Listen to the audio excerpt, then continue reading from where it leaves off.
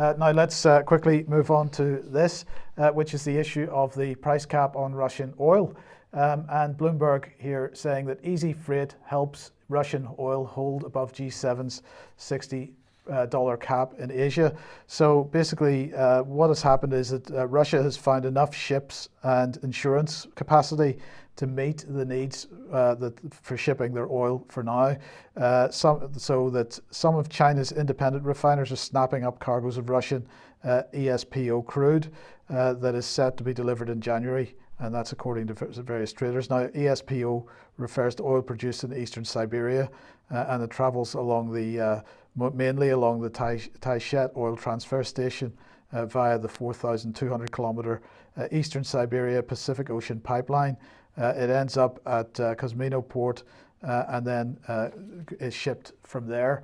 But they seem to be finding enough ships and insurance now it's not a massive amount above the cap. I think it's $67 or $70 or so, but nonetheless the cap is breached. But here's oilprice.com, why supertanker rates are suddenly crashing.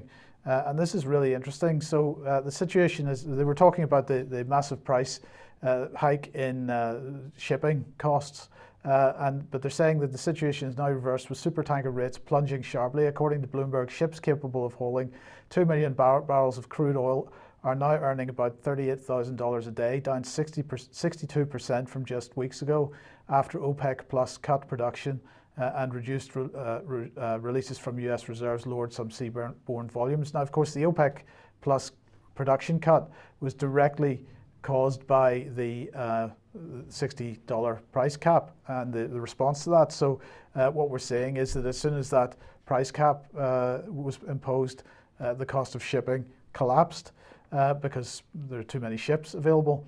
But then we've got this from the Economic Times. Russia offers India help in leasing and building large capacity ships to overcome the G7's oil price cap. And what they're saying is that Russia has welcomed India's decision to not support the price cap on Russian oil announced by the G7 and its allies, and has offered it cooperation in leasing and building large capacity ships to overcome the ban on insurance services and tanker chartering in the European Union and Britain. So there is resistance to this G7 move in various parts of the world. Well, what can we say? Their attempt to impose a price cap doesn't seem to be working.